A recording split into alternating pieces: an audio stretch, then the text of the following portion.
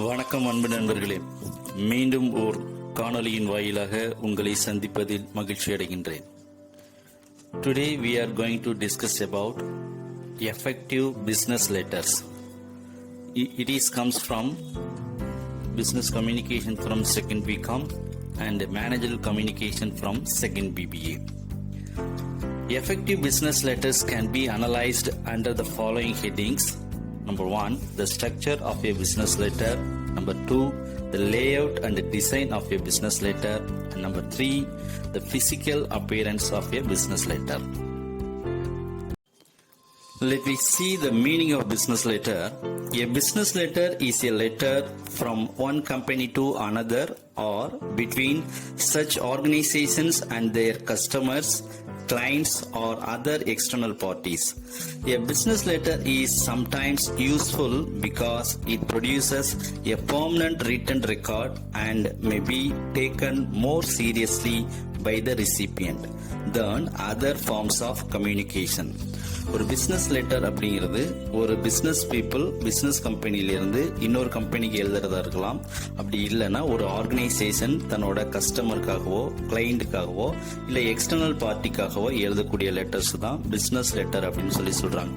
External parties அப்படிங்கிறது இந்த இடத்துல எதில் மெயின் பண்ணுறாங்க அப்படின்னா பேங்க்குக்கு எழுதுகிற லெட்டர்ஸாக இருக்கலாம், அதாவது லோன் கேட்கறதுக்காக ஓடி கேட்கறதுக்காக எழுதக்கூடிய லெட்டர்ஸாக இருக்கலாம்.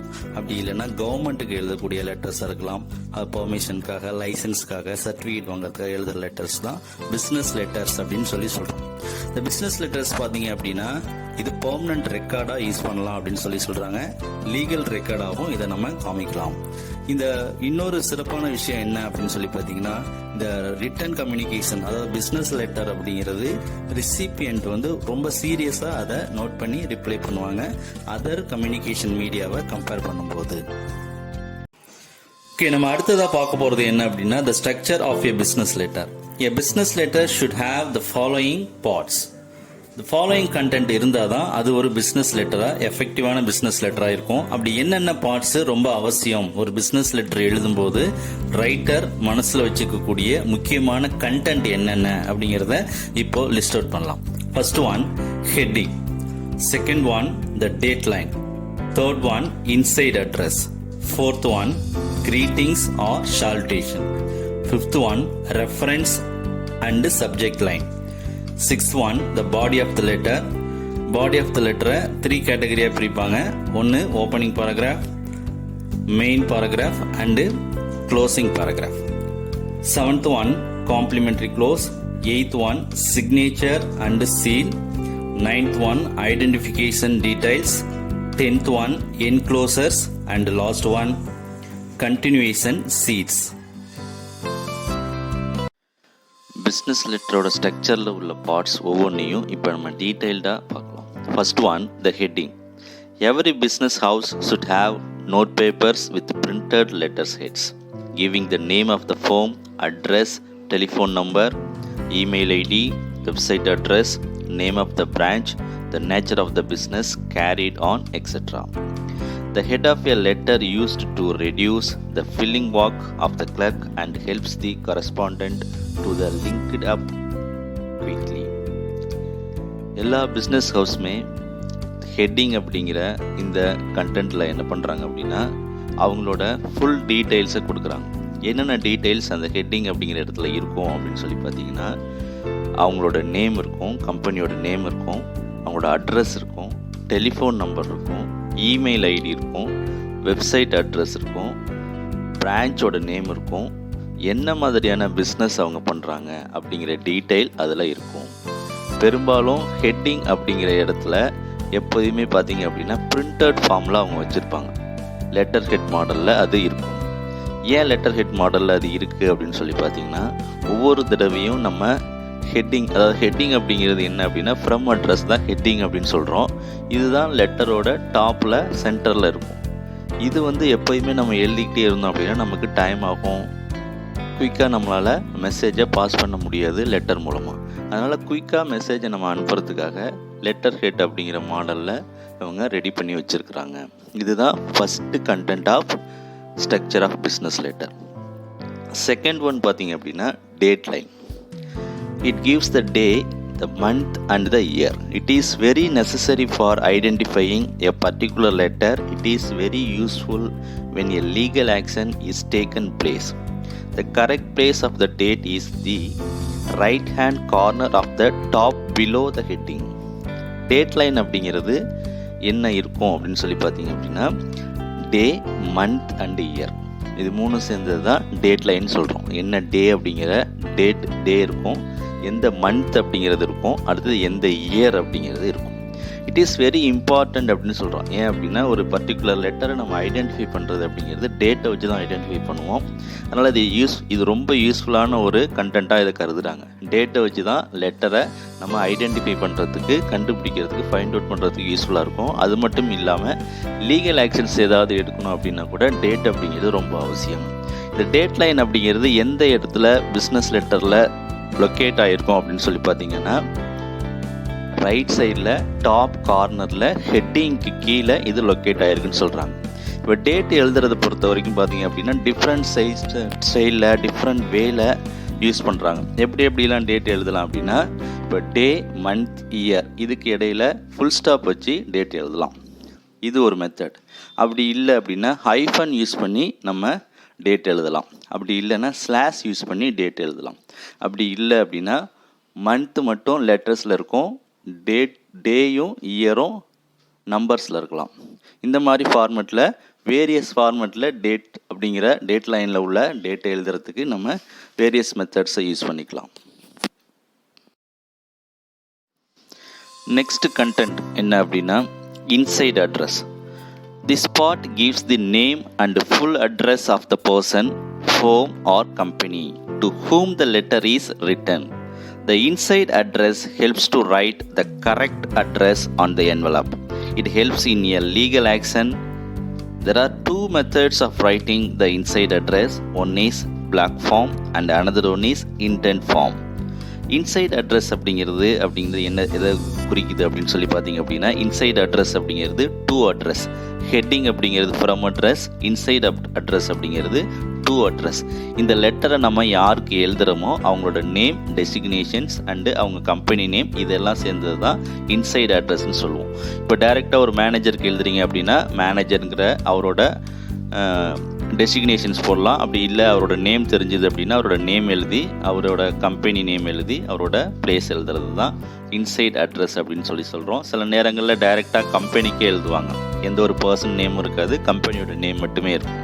இந்த மாதிரி நம்ம இன்சைட் அட்ரஸ் எழுதுறதுனால இந்த இன்சைட் அட்ரஸ் வச்சுக்கிட்டே நம்ம என்ன செய்யலாம் அப்படின்னா என்வெலப்லேயும் டூ அட்ரஸை கரெக்டாக நம்ம எழுதிடலாம். அது மட்டும் இல்லாமல் இன்சைட் அட்ரஸை பேஸ் பண்ணி தான் ஃப்யூச்சரில் ஏதாவது ப்ராப்ளம் இருந்ததுன்னா லீகல் ஆக்ஷன்ஸ் எடுக்கிறதுக்கு நம்ம அதை ஒரு கண்டென்ட்டாக நம்மளால் யூஸ் பண்ண முடியும். ஏன் அப்படின்னா நான் லெட்டர் அனுப்பிச்சிருக்கேன் அப்படிங்கிறதுக்கு ஆதாரமாக இதை நம்ம பயன்படுத்தலாம். அது மட்டும் இல்லாமல் இந்த இன்சைட் அட்ரஸ் எழுதுறத ரெண்டு மெத்தடில் நம்ம யூஸ் பண்ணலாம் அப்படின்னு சொல்கிறாங்க. ஒன்று பிளாக் ஃபார்ம் அப்படிங்கிறது, இன்னொன்று இன்டெண்டட் ஃபார்ம் அப்படின்னு சொல்கிறாங்க. பிளாக் ஃபார்ம் அப்படின்னா என்னென்னா ஒவ்வொரு லைனுக்கு கீழே அடுத்த லைன் ஆரம்பிக்கும் போது ஈவனாக ஆரம்பித்தோம் அப்படின்னா அதுக்கு பேர் பிளாக் ஃபார்ம்னு சொல்கிறோம். இன்டெண்டட் ஃபார்ம் அப்படின்னா என்னென்னா ஒரு லைனுக்கு கீழே ஒரு 5 லெட்டர் ஸ்பேஸ் கொடுத்து ஆரம்பிக்கிறது அப்படிங்கிறது தான் இன்டெண்டட் ஃபார்ம் அப்படிங்கிறது. பார்த்தீங்கன்னா அடுத்த லைன் கீழே என்ன ஆகிட்டே இருக்கும் அப்படின்னா சம் ஸ்பேசஸோட கொஞ்சம் தள்ளி போகும். அதுக்கு பேர் தான் இன்டெண்டட் ஃபார்ம் அப்படிங்கிறது. இப்போ நம்ம நேம் எழுதும்போதோ இல்லை ஒரு பர்சனோட நேம் எழுதும்போதோ பார்த்தீங்கன்னா ப்ரிஃபிக்ஸ் யூஸ் பண்ணிக்கலாம், சஃபிக்ஸ் யூஸ் பண்ணலாம். அது நமக்கு தெரியும். ப்ரிஃபிக்ஸ் அப்படிங்கிறது நேமுக்கு முன்னாடி வர்றது, சஃபிக்ஸ் அப்படிங்கிறது நேமுக்கு பின்னாடி வர்றது. அவங்களுக்கான ஒரு கர்ட்டசிக்காக தான் இந்த ப்ரிஃபிக்ஸ் அண்டு சஃபிக்ஸ்லாம் நம்ம யூஸ் பண்ணலாம். இன்சைட் அட்ரஸ் எழுதும்போது கம்பெனி நேமுக்கு முன்னாடியோ இல்லை கம்பெனி நேமுக்கு பின்னாடியோ இல்லை அந்த பர்சனுக்கு நேமுக்கு முன்னாடியோ ப்ரிஃபிக்ஸ் சஃபிக்ஸ் யூஸ் பண்ணோம் அப்படின்னா அது ரொம்ப பெட்டராக இருக்கும். பார்க்கும்போது ஒரு கர்ட்டசியை அது க்ரியேட் பண்ணும். அடுத்த கண்டென்ட் என்ன, ஸ்ட்ரக்சரில் உள்ள அடுத்த கண்டென்ட் என்ன அப்படின்னு சொல்லி பார்த்தீங்க அப்படின்னா க்ரீட்டிங் ஆர் சால்டேஷன் அப்படின்னு சொல்கிறது. எப்பயுமே ஒரு பிஸ்னஸ் லெட்டர் எழுதும்போது சடனாக ஸ்டார்ட் பண்ணுறது அப்படிங்கிறது கொஞ்சம் அது ஒரு நல்ல கர்ட்டசியே இருக்காது. அதனால் க்ரீட்டிங் ஆர் சால்டேஷன் அப்படின்னா ஒரு ரெஸ்பெக்டான வேர்ட்ஸை யூஸ் பண்ணுறதுக்கு தான் க்ரீட்டிங் ஆர் சால்டேஷன் சொல்கிறோம். It is used in order to avoid sudden beginning of the letter.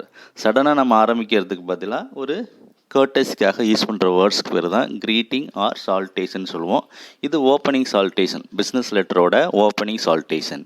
என்ன மாதிரியான ஃபார்ம்ஸில் சால்டேஷன்ஸ் இருக்குது அப்படின்னு சொல்லி பார்த்தீங்கன்னா, sir, dear sir, my dear sir, dear madam, dear customer, dear leader, இந்த மாதிரியான வார்த்தைகளை நம்ம யூஸ் பண்ணோம் அப்படின்னா அந்த பிகினிங் சால்டேஷன், ஓப்பனிங் சால்டேஷன்ஸ் அப்படிங்கிறது நல்லாயிருக்கும். க்ரீட்டிங் ஆர் சால்டேஷனுக்கு அடுத்த கண்டென்ட் என்ன அப்படின்னு சொல்லி பார்த்தீங்க அப்படின்னா, reference and subject line. Reference and subject line அப்படிங்கிறது வெரி ஸ்மால் கண்டென்ட் அப்படின்னு சொல்கிறோம். இருந்தாலும் வெரி இம்பார்ட்டண்ட் கண்டென்ட்டாக இதை சொல்கிறாங்க. ஏன் அப்படின்னா, இந்த லெட்டர் எது ரிலேட்டடான லெட்டர் அப்படிங்கிறத நம்ம ஐடென்டிஃபை பண்ணுறதுக்கு சென்டருக்கும் ரிசீவருக்கும் ரெண்டு பேருக்குமே இது ரொம்ப யூஸ்ஃபுல்லாக இருக்கும். ரெஃபரன்ஸ் ஆர் சப்ஜெக்ட் லைன் அப்படிங்கிறது என்ன அப்படிங்கிறத பார்க்கலாம். This helps the reader in many ways. நிறைய வழிகளுக்கு இது அவங்களுக்கு பயன்படுது அப்படின்னு சொல்கிறாங்க. எஸ்பெஷலி இன் ரீடர் என்னென்ன பெனிஃபிட்ஸை இந்த சப்ஜெக்ட் லைனும் ரெஃபரன்ஸ் லைனும் கொடுக்குது அப்படின்னு பார்த்தீங்கன்னா, know immediately what the letter is. இந்த ஃபுல்லாக பாடி ஆஃப் த லெட்டர்ஸை படிக்கிறதுக்கு முன்னாடியே இந்த லெட்டர் எது சம்மந்தமானது அப்படிங்கிறத ரீடர் தெரிஞ்சுக்கிறதுக்கு யூஸ்ஃபுல்லாக இருக்கும். இப்போ சேல்ஸ் ப்ரொமோஷன் லெட்டரா, என்கொயரி லெட்டரா, இது கம்ப்ளைண்ட் லெட்டரா அப்படிங்கிறத நம்ம ரெஃபரன்ஸை வச்சு நம்ம ஈஸியாக கண்டுபிடிக்கலாம். Then connect the letter with previous correspondence. இதுக்கு முன்னாடி அவங்க ஏதாவது லெட்டர் அனுப்பிச்சு அதுக்கு ரிப்ளை லெட்டராக இது இருந்தது அப்படின்னா அது அந்த ரெஃபரன்ஸை வச்சு அவங்க இது எதுக்கான கரஸ்பாண்டன்ஸ் அப்படிங்கிறத ஈஸியாக அவங்களோட ஐடென்டிஃபை பண்ண முடியும். Pass it on quickly to the assistant. இந்த லெட்டர் எது சம்மந்தமானதோ அந்த துறைக்கு ஈஸியாக அவங்களால அனுப்ப முடியும். குயிக்காக அதுக்கான வேலைகள், அடுத்தடுத்த வேலைகளை நம்ம செய்யலாம். Trace a subject through the files easily.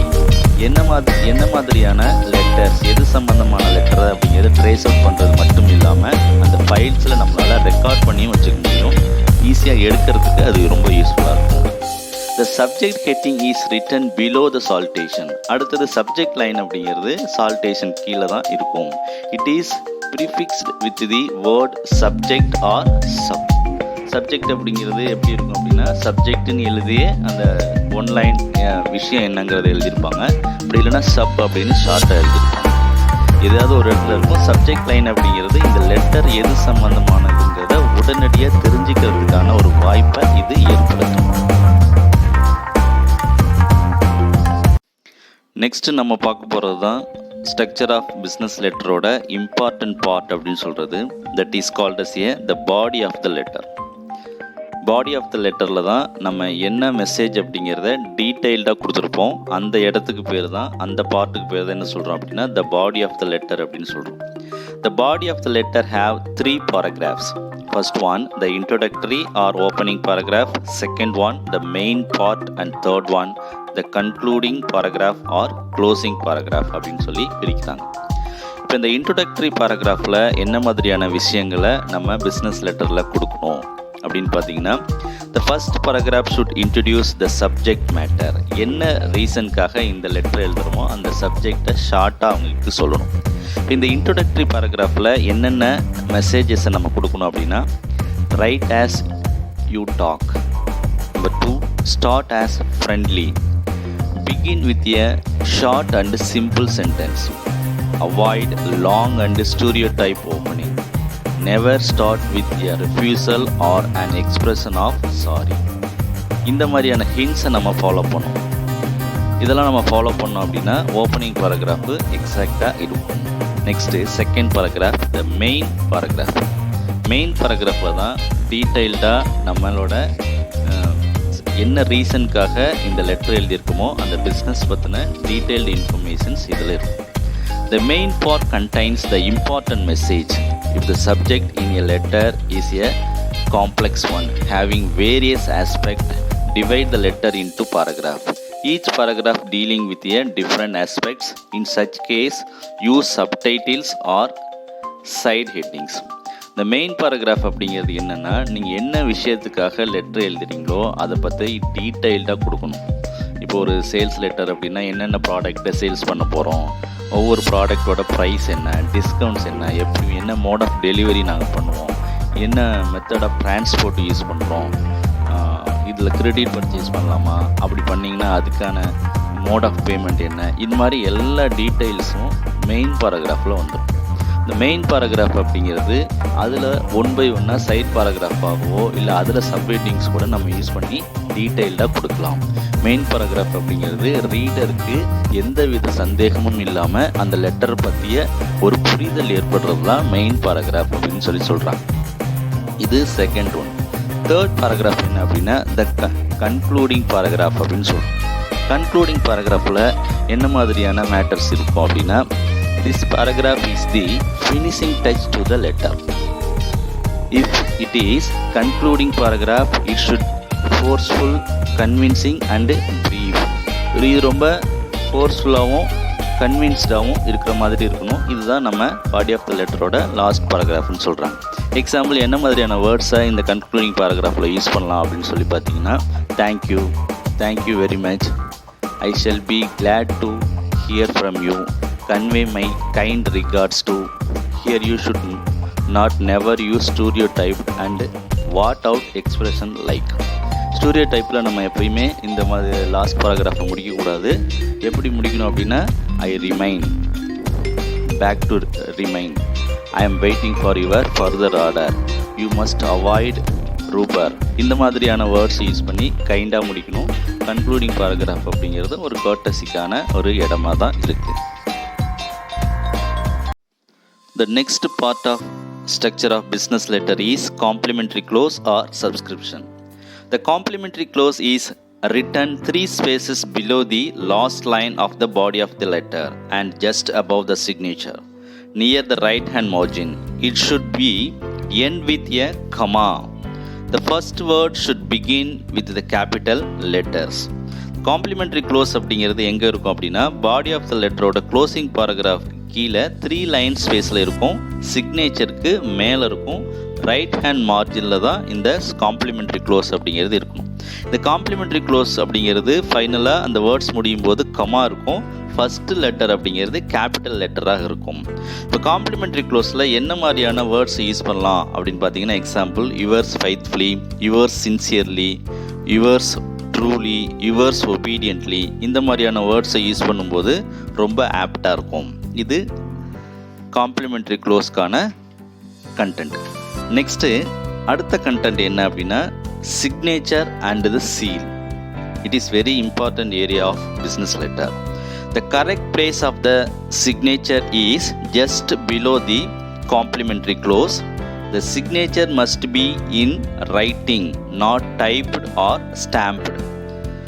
Signature and seal அப்படிங்கிறது எந்த இடத்துல இருக்கணும் அப்படின்னு சொல்லி பார்த்தீங்கன்னா, காம்ப்ளிமெண்ட்ரி க்ளோஸ்க்கு கீழே இருக்கணும். சிக்னேச்சர் எப்பயுமே ரிட்டனில் தான் இருக்கணுமே தவிர டைப் பண்ணுறதோ இல்லை ஸ்டாம்ப் பண்ணுறதோ பண்ணக்கூடாது. சிக்னேச்சருக்கு கீழே உங்களுக்கு சீல் இருந்ததுன்னா சீல் பண்ணிக்கலாம். The next part of body of business letter is identification initials. It refers to the initials of the dictator and the typist. This helps the fixing of responsibility for sending the letter in the case of necessity on a future occasions. The identification initial அப்படிங்கிற பார்ட்டில் என்ன இருக்கும் அப்படின்னா, இந்த லெட்டரை யார் dictate பண்ணாங்களோ அவங்களோட இனிஷியல் அண்டு யார் இந்த லெட்டரை டைப் பண்ணாங்களோ அவங்களோட இனிஷியல் இருக்கும். ஏன் அவங்களோட இனிஷியல்ஸ் அந்த இடத்துல இருக்குது அப்படின்னு சொல்லி பார்த்தீங்க அப்படின்னா, இந்த லெட்டரை யார் அனுப்புனாங்க அப்படிங்கிறத ரெஸ்பான்சிபிலிட்டிக்காக தான் அந்த இனிஷியல்ஸை அங்கே இந்த இடத்துல இருக்கும். அது மட்டும் இல்லாமல் ஃப்யூச்சரில் இந்த லெட்டர் மூலமாக ஏதாவது ப்ராப்ளம் வந்தாலும் இது யார் டிக்டேட் பண்ணால் யார் டைப் பண்ணாங்கிறத ஐடென்டிஃபை பண்ணுறதுக்கும் அந்த ப்ராப்ளத்தை சால்வ் பண்ணுறதுக்கும் இது ரொம்ப யூஸ்ஃபுல்லாக இருக்கிறதுனால இது இந்த ஒரு பிஸ்னஸ் லெட்டரை யார் டிக்டேட் பண்ணாங்களோ அவங்களோட இனிஷியலும் இந்த லெட்டரை டைப் பண்ணவங்களோட இனிஷியலும் இருக்கும். ஏன் அப்படின்னா, ஒரு மேனேஜர் லெட்டர் அனுப்புகிறாரு அப்படின்னா மேனேஜர் கையால் எழுதுறதோ இல்லை மேனேஜர் டைப் பண்ணுறதோ பெரும்பாலும் பண்ண மாட்டாங்க. அப்போ அவங்களோட அசிஸ்டன்ஸ் தான் அந்த வேலையை பார்க்குறாங்க. அப்போ டிக்டேட் பண்ணவங்க யார், இதை டைப் பண்ணவங்க யார் அப்படிங்கிறவங்கள நம்ம தெரிஞ்சுக்கிறதுக்காக அவங்களோட இனிஷியல்ஸ் கண்டிப்பாக அந்த பிஸ்னஸ் லெட்டரில் இருக்கும். தென் அடுத்த கண்டென்ட் என்க்ளோசர்ஸ். எல்லா லெட்டருமே பாடி ஆஃப் த லெட்டரோட முடியறது கிடையாது. என்க்ளோசர்ஸ் சில நேரங்களில் சில லெட்டர்ஸ்க்கு தேவைப்படுது. இப்போ என்க்ளோசர்ஸை நம்ம எப்படி மென்ஷன் பண்ணுறது அப்படிங்கிறது தான் இந்த கண்டென்ட்டில் பார்க்க போகிறோம். The presence of enclosures example documents, checks, etc. should be clearly indicate outside of the body of the letter. The number of documents enclosed should be mentioned. என்னென்ன என்க்ளோஸ் பண்ணியிருக்கோம் அப்படிங்கிறத ஒன் பை ஒன்னாக நம்ம சொல்லணும். இப்போ நம்பர் 1 செக், நம்பர் 2 டாக்குமெண்ட்டோட நேம் அப்படிங்கிறத வரிசையாக நம்ம சொல்லிக்கிட்டே வரணும். அது மட்டும் இல்லாமல் ஹவு many என்க்ளோசர்ஸ் அப்படிங்கிறத நம்ம சொல்லிடணும். என்க்ளோசர்ஸ் 5 6 4 அப்படிங்கிறத சொல்லிடணும். அதுவும் பாடி ஆஃப் த லெட்டரில் கீழே என்க்ளோசர்ஸ் என்ன அப்படிங்கிறத கொடுக்கணும். இது நெக்ஸ்ட் கண்டென்ட். அதுக்கு அடுத்த லாஸ்ட் கண்டென்ட் என்ன அப்படின்னா continuation sheets. What you mean by continuation sheets? If the letter is so long that it cannot be completed on one page, the name of the recipient and the date should be typed on each additional sheets with continuous number on each page. Continuous sheets அப்படிங்கிறது எப்போ தேவைப்படும் அப்படின்னா எல்லா லெட்டரும் ஒரே ஒரு பேஜில் முடிய போகிறது கிடையாது. சிங்கிள் பேஜில் முடிகிற லெட்டராக இருந்தால் கண்டினியூவேஷன் சீட்ஸ் அப்படிங்கிறது நமக்கு தேவைப்படாது.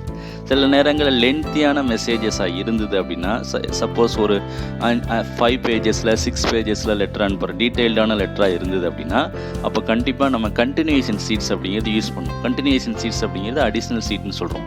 அந்த அடிஷ்னல் சீட்டில் ஒவ்வொரு பேஜ்லேயும் ரிசிபியண்டோட நேமும் பேஜ் நம்பர்ஸ் அப்படிங்கிறதும் இருக்கணும். அப்போ தான் அது ஏதாவது மிஸ் ஆகாமல் கரெக்டாக அவர்கிட்ட போய் சேரும். அப்படி கண்டினியூஷன் சீட்ஸ் இருந்தது அப்படின்னா அதை கரெக்டாக பார்த்து என்க்ளோஸ் பண்ணணும். இந்த கண்டினியூஷன் சீட்ஸ் எத்தனை இருக்குது அப்படிங்கிறது கூட நீங்கள் பாடி ஆஃப் த லெட்டரில் மென்ஷன் பண்ணலாம். These are the content of the structure of business letter. Now we can see the layout of business letter. That is a second biggest area of business letter. ஒரு business லெட்டரில் உள்ள content எந்தெந்த இடத்துலலாம் locate ஆகிருக்கும் அப்படிங்கிறது இந்த diagrams மூலமாக நம்ம பார்த்து தெரிஞ்சுக்கலாம். That is a layout of business letter. இப்போ பாருங்கள், ஹெட்டிங் எங்கே இருக்கும் அப்படின்னா அதுதான் ஃபஸ்ட்டு கண்டென்ட். லெட்டரோட டாப்பில் சென்டரில் இருக்கும். ஹெட்டிங் அப்படிங்கிறது அந்த கம்பெனியோட நேம், அடுத்தது அது என்ன மாதிரியான பிஸ்னஸ் பண்ணுறாங்க அப்படிங்கிறது இருக்கும், அவங்களோட அட்ரஸ் இருக்கும், ஃபோன் நம்பர் இருக்கும், email ID, website address, reference number, இதெல்லாம் சேர்ந்தது தான் ஹெட்டிங். இது டாப்பில் பிரிண்டட் ஃபார்மேட்டில் இருக்கும். இதுதான் ஃபஸ்ட்டு கண்டென்ட். செகண்ட் கண்டென்ட் எங்கே இருக்கும் அப்படின்னா லெட்டரோட ரைட் சைடில் ஹெட்டிங்க்கு கீழே இருக்கும், அது டேட் லைன். அடுத்த கண்டென்ட் என்ன அப்படின்னா தேர்ட் கண்டென்ட். இது லெஃப்ட் சைடில் இருக்கும், டேட் லைனுக்கு கீழே இருக்கும், இன்சைட் அட்ரஸ். இந்த இன்சைட் அட்ரஸ் பார்த்திங்க அப்படின்னா டூ அட்ரஸ்ன்னு சொல்கிறோம். அது பிளாக் ஃபார்மேட்லேயோ இல்லை இன்டெண்டட் ஃபார்மேட்லேயோ நம்ம கொடுக்கலாம். இது தேர்ட் ஒன். அடுத்தது ஃபோர்த் ஒன் பார்த்திங்க அப்படின்னா சால்டேஷன் அப்படிங்கிறது இன்சைட் அட்ரஸ்க்கு கீழே, இதுவும் லெஃப்ட் சைடில் தான் இருக்கும். அடுத்தது சிக்ஸ்த் ஒன் பார்த்திங்க அப்படின்னா சால்டேஷன்ஸ்க்கு கீழே, இதுவும் லெஃப்ட் சைடில் இருக்கும், ரெஃபரன்ஸ் அண்டு சப்ஜெக்ட் லைன். அடுத்து செவன்த் ஒன், இதுவும் எங்கே இருக்கும் அப்படின்னு சொல்லி பார்த்தீங்கன்னா லெஃப்ட் சைடில் தான் இருக்கும், introductory paragraph, main part, concluding paragraph. இது மூணும் சேர்ந்தது தான் பாடி ஆஃப் த லெட்டர் அப்படின்னு சொல்லுவோம். இந்த பாடி ஆஃப் த லெட்டர் முடிஞ்சதுக்கப்புறம் காம்ப்ளிமெண்ட்ரி க்ளோஸ் கொடுப்போம். இந்த காம்ப்ளிமெண்ட்ரி க்ளோஸ் எந்த இடத்துல இருக்கும் அப்படின்னா திரும்ப ரைட் சைடில் தான் காம்ப்ளிமெண்ட்ரி க்ளோஸ் கொடுக்கணும். காம்ப்ளிமெண்ட்ரி க்ளோஸ்க்கு கீழே சிக்னேச்சர் ரைட்டிங்கில் இருக்கும், இதுவும் ரைட் சைடில் இருக்கும். முடிஞ்சால் சிக்னேச்சர் கீழே சீல் பண்ணியிருப்பாங்க. அதுக்கப்புறம் பார்த்தீங்க அப்படின்னா 10th ஒன் திரும்ப லெஃப்ட் சைடில் இனிஷியல்ஸ் ஆஃப் தி ஐடென்டிஃபிகேஷன். அதாவது ஐடென்டிஃபிகேஷன் இனிஷியல் அப்படிங்கிறது யார் இதை டிக்டேட் பண்ணாங்களோ, யார் இந்த லெட்டரை டைப் பண்ணாங்களோ அவங்களோட இனிஷியல் இருக்கும். இதுவும் பெரும்பாலும் சிக்னேச்சருக்கு பக்கத்துலேயே இருக்கலாம், அப்படி இல்லை அப்படின்னா லெட்டரோட லெஃப்ட் சைடில் இருக்கும். அடுத்தது லெட்டரோட லெஃப்ட் சைடில் அடுத்த கண்டென்ட் என்ன இருக்கும் அப்படின்னு சொல்லி பார்த்தீங்க அப்படின்னா என்க்ளோசர்ஸ் இருக்கும். என்க்ளோசர்ஸ் அப்படிங்கிறது டீட்டெயில்டாக 1 by 1 இருக்கும், இல்லை டோட்டல் என்க்ளோசர்ஸ் இருந்தது அப்படின்னா அது இருக்கும். அடுத்து அடிஷ்னல் ஸ்டேட்ஸ் ஏதாவது நீங்கள் மென்ஷன் பண்ணியிருந்தா கூட அதை பற்றின டீட்டெயில்ஸும் அதுக்கு கீழே கொடுக்கலாம். This is a layout of the business letter. The next category of effective business letter is the physical appearance. Physical appearance அப்படிங்கிறது கண்டென்ட் மாதிரியே ரொம்ப இம்பார்ட்டண்ட்டான ஒரு விஷயம். எந்த அளவுக்கு லெட்டர் கண்டென்ட்டில் குவாலிட்டியாக இருக்கோ அதே போல் ஃபிசிக்கல் அப்பியரன்ஸ் பார்க்கும்போது அந்த லெட்டர் ரொம்ப அட்ராக்டிவாக மேக்கப்போடு இருக்கணும் அப்படின்னு சொல்கிறாங்க. The letter should be attractive in form and memorable in makeup. அப்போ ஃபிசிக்கல் அப்பியரன்ஸ் அப்படிங்கிறது அந்த பிஸ்னஸ் லெட்டர் என்ன மாதிரியான வடிவத்தில் என்ன மாதிரியான மெட்டீரியல்ஸை நம்ம யூஸ் பண்ணோம் அப்படிங்கிறது தான் physical appearance. Aspect of physical appearance. என்னென்ன ஆஸ்பெக்டை ஃபிசிக்கல் அப்பியரன்ஸ்க்கு நம்ம யூஸ் பண்ணலாம் அப்படின்னா, first one quality of the stationery. Stationery ரொம்ப குவாலிட்டியான ஸ்டேஷ்னரிஸாக யூஸ் பண்ணுற பென், இங்கு, பேப்பர் இது எல்லாமே ரொம்ப குவாலிட்டியாக இருக்கணும். நீட்னஸ் ஆஃப் டைப்பிங் ரொம்ப நீட்டாக இருக்கணும். த ஸ்பேசிங் ஆஃப் த மெசேஜ், ஒவ்வொரு மெசேஜுக்கும் இடையில் ஸ்பேசிங் ரொம்ப அவசியம். ஸ்பேசிங் அப்படிங்கிறது பிஸ்னஸ் லெட்டர் பொறுத்த வரைக்கும் எப்பயும் எப்படி யூஸ் பண்ணுவாங்க அப்படின்னா சிங்கிள் லைன் ஸ்பேசிங்கில் தான் யூஸ் பண்ணுவாங்க. அதனால் பிஸ்னஸ் லெட்டர் சிங்கிள் லைன் ஸ்பேசிங்கில் இருக்கணும். பாராகிராஃப்க்கு இடையில் மட்டும் டபுள் லைன் ஸ்பேசிங் அப்படிங்கிறது இருக்கணும். The suitability of the colour of the paper and envelope. நம்ம டைப் பண்ணுற இல்லை ஹேண்ட் ரிட்டன் பண்ணுற பிஸ்னஸ் லெட்டரோட பேப்பர்ஸ் ரொம்ப குவாலிட்டியான பேப்பர்ஸாக இருக்கணும். அது மட்டும் இல்லாமல் கலர் பார்த்திங்க அப்படின்னா மேக்ஸிமம் லைட் கலர்ஸ் யூஸ் பண்ணுவாங்க. ஒயிட் கலர் அப்படிங்கிறது ரொம்ப சூட்டபுளாக இருக்கும். அதுமாதிரி என்வலப் அப்படிங்கிறது நம்ம லெட்டரை வச்சு அனுப்பக்கூடிய கவர், அதுவும் ரொம்ப குவாலிட்டியாக கலர்ஃபுல்லாக இருக்கணும். அது என்னென்ன கலர்ஸ் யூஸ் பண்ணலாம் அப்படிங்கிறத பார்க்கலாம். Then size and shape and weight of the paper used. என்ன சைஸ் ஆஃப் பேப்பர்ஸ் யூஸ் பண்ணுறது, என்ன ஷேப்பில் இருக்கணும், என்ன வெயிட்டில் இருக்கணும், இதெல்லாம் ரொம்ப கேர்ஃபுல்லாக நம்ம செலக்ட் பண்ணணும். Then the design of the letter head used. என்ன மாதிரியான டிசைனில் நம்ம லெட்டர் ஹெட் இருக்கணும். லெட்டர் ஹெட் அப்படிங்கிறது ஹெட்டிங்கை சொல்கிறாங்க. இது எல்லாமே நமக்கு நல்லா அமைஞ்சுது அப்படின்னா அந்த பிஸ்னஸ் லெட்டர் பார்க்குறதுக்கு நல்ல அப்பியரன்ஸை கொடுக்கும். சரி, என்ன மாதிரியான ஃபிசிக்கல் அப்பியரன்ஸ் அந்த லெட்டரில் இருக்கணும் அப்படிங்கிறத நெக்ஸ்ட்டு 1 by 1 பார்க்கலாம். பிஸ்னஸ் லெட்டராக இருந்தாலும் சரி, எந்த லெட்டராக இருந்தாலும் சரி, லெட்டருக்கு ரொம்ப முக்கியமான ஒரு ஃபிசிக்கல் அப்பியரன்ஸ் அப்படின்னா நம்ம யூஸ் பண்ணக்கூடிய பேப்பர் தான். அந்த பேப்பர் என்ன மாதிரியான குவாலிட்டியில் இருக்கணும் அப்படிங்கிறதான் இப்போ நம்ம பார்க்க போகிறோம். பிஸ்னஸ் லெட்டருக்கு யூஸ் பண்ணக்கூடிய பேப்பர் என்ன சைஸில், என்ன குவாலிட்டியில், என்ன கலரில் இருக்கணும் அப்படிங்கிறது தான். First one, size of the paper. Business லெட்டருக்கு யூஸ் பண்ணக்கூடிய பேப்பரோட சைஸ் பார்த்தீங்க அப்படின்னா எப்பயும் எப்படி இருக்குன்னா வெரி ஸ்மால் சைஸாக இருக்கணும்.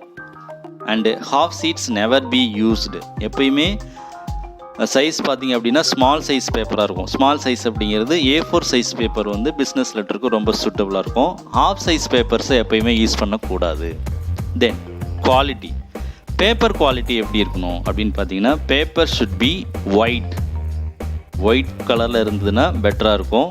அன்ரூல்டாக இருக்கணும். குட் பாண்ட் மீன்ஸ் அதோட திக்னஸ் பற்றி சொல்கிறாங்க. திக்னஸ் இப்போ பார்த்தீங்க அப்படின்னா A4 சீட்டில் 70 mm 70 GSM 80 GSMனு சொல்லுவாங்க. அந்த மாதிரியான குவாலிட்டி பேப்பர்ஸை யூஸ் பண்ணிங்க அப்படின்னா பெட்டராக இருக்கும். சர்ஃபேஸ் டியூரபிள், ரொம்ப நாளைக்கு வரக்கூடிய பேப்பர்ஸாக இருக்கும். சில பேப்பர்ஸ்லாம் பார்த்தீங்கன்னா 2 days 3 days அது வீணாக போகிற மாதிரி இருக்கும். அந்த மாதிரி இருக்கக்கூடாது. டியூரபிலிட்டி பார்த்து அந்த பேப்பர்ஸ் நல்ல GSM பேப்பர்ஸ் யூஸ் பண்ணாலே போதும், டியூரபிலிட்டி நல்லாயிருக்கும். தென் வாட்டர் மார்க்டு, பெரும்பாலும் வாட்டர் மார்க்டு பேப்பர்ஸ் யூஸ் பண்ணிங்க அப்படின்னாலும் அந்த லெட்டரோட குவாலிட்டி அப்படிங்கிறது கெடாமல் நீண்ட நாளைக்கு நம்ம அதை ஃபைல் பண்ணி வைக்கலாம். தென் கலர் பொறுத்த வரைக்கும் பேப்பரோட கலர்ஸ் பார்த்தீங்க அப்படின்னா பியூர் ஒயிட்டில் இருக்கிறது தான் நல்லது. பிஸ்னஸ் லெட்டருக்காக நம்ம யூஸ் பண்ணக்கூடிய பேப்பர்ஸ் பியூர் ஒயிட்டில் இருந்தது அப்படின்னா better. The pure white is the best colour அப்படின்றாங்க. தென் ஸ்ட்ரிக்ட்லி அவாய்ட் பிரைட் கலர்ஸ். எப்போயுமே பிஸ்னஸ் லெட்டர்ஸ்க்கு நீங்கள் ஒயிட் கலர் யூஸ் பண்ணுறது பெட்டர். அப்படி ஒயிட் கலர் இல்லைனாலும் லைட் கலர்ஸ் யூஸ் பண்ணலாம். ஆனால் பிரைட் கலர்ஸ் அப்படிங்கிறது ரொம்ப டார்க்னஸான கலர்ஸை நீங்கள் கண்டிப்பாக பிஸ்னஸ் லெட்டர் எழுதக்கூடிய லெட்டருக்கான பேப்பர்ஸாக அதை யூஸ் பண்ணக்கூடாது. இதுதான் நம்ம ஃபஸ்ட்டு பார்க்கக்கூடிய physical appearance papers. Second one, த லெட்டர் ஹெட் அப்படிங்கிறது ஹெட்டிங், அதுதான் டாப்பில் இருக்கும். அந்த லெட்டர் ஹெட் எப்பயுமே பிரிண்டட் ஃபார்மெட்டில் தான் இருக்கும். அந்த லெட்டர் ஹெட் அப்படிங்கிறது எப்படி இருக்கணும், எப்படி இருந்தால் நல்ல ஃபிசிக்கல் அப்பியரன்ஸை கொடுக்கும் அப்படின்னா the letter head should contain the name of the firm, the postal address, telephone number, email address, website address etcetera இதெல்லாம் இருக்கும். இதெல்லாம் பார்த்தீங்க அப்படின்னா நல்ல டிசைனில் நல்ல கலர்ஃபுல்லாக அட்ராக்டிவான ஸ்டைலில் இருந்தது அப்படின்னா உங்கள் கம்பெனி மேலே இன்னும் இமேஜ் இன்க்ரீஸ் ஆகும். இது லெட்டர் ஹெட்டில் நம்ம கான்சென்ட்ரேட் பண்ணக்கூடிய விஷயங்கள். இது பெரும்பாலும் அவங்க நல்ல டிசைனில் பண்ணாங்கன்னா பெட்டராக இருக்கும். தென் டைப்பிங், லெட்டர் டைப்பிங் அப்படிங்கிறது எப்படி இருக்கணும், பிஸ்னஸ் லெட்டரில் யூஸ் பண்ணக்கூடிய லெட்டர் டைப்பிங் எப்படி இருக்கணும் அப்படின்னு சொல்லி பார்த்தீங்கன்னா the letter should be typed without spelling mistakes and over typing etc. லெட்டரை டைப் பண்ணும்போதும் சரி எழுதும்போதும் சரி ஸ்பெல்லிங் மிஸ்டேக்ஸ் அப்படிங்கிறது இருக்கக்கூடாது. அது மட்டும் இல்லாமல் ஓவர் டைப்பிங் இருக்கக்கூடாது. ஓவர் டைப்பிங்னா ரிப்பீட் ஆகிறது இல்லை ஒமிட் ஆகிறது, இந்த மாதிரியான வேலைகள் இருந்தது அப்படின்னா அது நல்லா இருக்காது. அதனால் டைப்பிங் வந்து ரொம்ப கேர்ஃபுல்லாக பார்க்கணும். டைப்பிங் அப்படிங்கிறது மார்ஜின் பண்ணும்போது பார்த்திங்க அப்படின்னா லெஃப்ட் சைடு ரைட் சைடு ரெண்டுமே ஈக்குவல் வித்தாக இருக்கணும். இந்த பக்கம் ரைட் சைடு ஒரு இன்ச் மார்ஜின்னா லெஃப்ட் சைடும் 1 இன்ச் மார்ஜின் இருக்கணும். டாப்பில் 1 இன்ச் மார்ஜின், கீழே 1 இன்ச் மார்ஜின், இந்த மாதிரி ஈக்குவலாக இருந்தது அப்படின்னா நல்லாயிருக்கும். அதுமாதிரி லைன் ஸ்பேசிங் பார்த்திங்கன்னா ஒரு லைனுக்கும் அடுத்த லைனுக்கும் சிங்கிள் லைன் ஸ்பேசிங் இருந்ததுன்னா பிஸ்னஸ் லெட்டர் சூட்டபுளாக இருக்கும். பாராகிராஃபுக்கு மட்டும் 2 லைன் ஸ்பேஸ் அப்படிங்கிறது கொடுக்கலாம். அதே மாதிரி நீங்கள் பேப்பர்ஸ் அரேஞ்ச் பண்ணுறதும் பார்த்தீங்க அப்படின்னா கண்டினியூஸ் சீட்ஸாக இருந்தாலும் சரி, டாக்குமெண்ட்ஸ் அரேஞ்ச் பண்ணுறதா இருந்தாலும் சரி, அரேஞ்ச்மெண்ட்ஸ் பார்க்கும்போது ரொம்ப நீட்டாக இருந்ததுன்னா டைப்பிங் வந்து நல்லா உங்களுக்கு தெரியும். நெக்ஸ்ட்டு ஃபோல்டிங்ஸ் எப்படி பண்ணுறது? லெட்டர்ஸ் பார்த்தீங்க அப்படின்னா ஃபோல்ட் பண்ணி தான் கவருக்குள்ளே வைக்கணும். ஃபோல்டிங்ஸ் அப்படிங்கிறது ரொம்ப கேர்ஃபுல்லாக இருக்கும். 3 ஃபோல்டு இருந்தால் போதும். ஒரு A4 பேப்பரை 3 ஃபோல்ட் பண்ணி கவர் பண்ணிங்க அப்படின்னா பார்க்குறதுக்கு நல்லாயிருக்கும். அதனால் ஃபோல்டிங்ஸ் பண்ணும்போது உள்ளே எந்த லெட்டர்ஸ் டேமேஜ் ஆகாமலும் இல்லை ஏதாவது அழிஞ்சு போகிறது இல்லை படிக்க முடியாமல் போகிறது இந்த மாதிரிலாம் இல்லாமல் நீட்னஸாக ஃபோல்ட் பண்ணும். இப்போ கவருக்குள்ளேருந்து பேப்பர் எடுக்கும்போது ஃபோல்டிங்ஸ் வந்து நீட்டாக இருந்ததுன்னா அப்பியரன்ஸ் நல்லாயிருக்கும். லாஸ்ட்டு ஃபிசிக்கல் அப்பியரன்ஸ் எதை சொல்கிறாங்க அப்படின்னா என்வெலப். எந்த அளவுக்கு நம்ம டைப்பிங்கில், பேப்பர்ஸில், ஸ்டேஷ்னரியில் கான்சென்ட்ரேட் பண்ணுறோமோ அதே போல் என்வெலப்பில் கான்சென்ட்ரேட் பண்ணணும். 10 லட்ச ரூபா செலவு பண்ணி 50 லட்ச ரூபா செலவு பண்ணி வீடு கட்டினாலும் நமக்கு லாக்கர் எந்த அளவுக்கு சேஃப்டியாக நம்ம வீடை பாதுகாக்குதோ அதே போல் தான் நீங்கள் கண்டென்ட்டை எந்த அளவுக்கு உங்களோட பிஸ்னஸ் லெட்டரில் இம்பார்ட்டண்ட்டாக இருக்கோ அந்த அளவுக்கு ரொம்ப இம்பார்ட்டன்ட் கொடுக்க வேண்டிய விஷயம் எது அப்படின்னா என்வெலப். ஒரு வீட்டை லாக்கர் காப்பாற்றுற மாதிரி உங்களோட பிஸ்னஸ் லெட்டரை சேஃப்டியாக கேரி பண்ணி போகிறது எது அப்படின்னா என்வெலப் தான். இப்போ இந்த என்வெலப் எப்படி இருக்கணும் அப்படின்னு சொல்லி பார்த்தீங்கன்னா, இந்த envelope should be in best quality. முடிஞ்ச அளவுக்கு குவாலிட்டியான என்வெலப்பாக யூஸ் பண்ணணும். ரொம்ப குவாலிட்டியாக சேஃபாக எடுத்துகிட்டு போகக்கூடிய என்வெலப்பாக இருக்கணும். White and pink colour is the best. White கலரில் என்வெலப் யூஸ் பண்ணலாம். அப்படி இல்லைன்னா பிங்க் அப்படிங்கிறது லைட் ஆரஞ்சில் இருக்கும், பார்த்துருப்போம். இந்த மாதிரி என்வெலப் யூஸ் பண்ணுறது ரொம்ப பெஸ்ட்டாக இருக்கும். பிஸ்னஸ் லெட்டரை பொறுத்த வரைக்கும் நல்லாயிருக்கும். இப்போ கொரியர்ஸ் கவர்ஸ்லாம் பார்த்தீங்க அப்படின்னா கூட லைட் க்ரீன்ஸில் இருக்குது. அந்த மாதிரி கவர்ஸ் யூஸ் பண்ணால் சேஃபாக உங்களுக்கு எடுத்துகிட்டு போகும். Then the centre address should be printed in the upper left hand corner of the front. நம்ம எப்படி ஒரு பிஸ்னஸ் லெட்டர் எழுதும்போது ஹெட்டிங் வந்து நம்ம ஆல்ரெடி பிரிண்ட் பண்ணி வச்சுருக்கோமோ அதே போல் என்வெலப்பில் நீங்கள் என்ன செய்யலாம் அப்படின்னா லெஃப்ட் சைடு அப்பர் டாப்பில் பார்த்தீங்க அப்படின்னா உங்களோட சென்டர், அதாவது ஃப்ரம் அட்ரஸை டைப் பண்ணி அதில் வச்சிடலாம். அதை பிரிண்ட் பண்ணியே வச்சிடலாம். நம்ம அடிக்கடி ஃப்ரம் அட்ரஸ் எழுதிக்கிட்டு இருக்கணுங்கிற அவசியம் இல்லை. பிரிண்ட் பண்ணி என்வெலப் ரெடியாக வச்சுருந்தீங்கன்னா குயிக்காக உங்களுக்கு போஸ்ட் பண்ணுறதுக்கு ஈஸியாக. These are the physical appearances of the effective business letter. Thank you.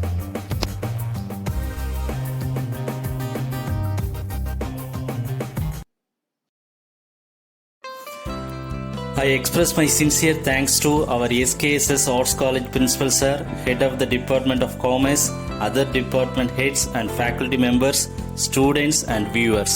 Thanks one and all.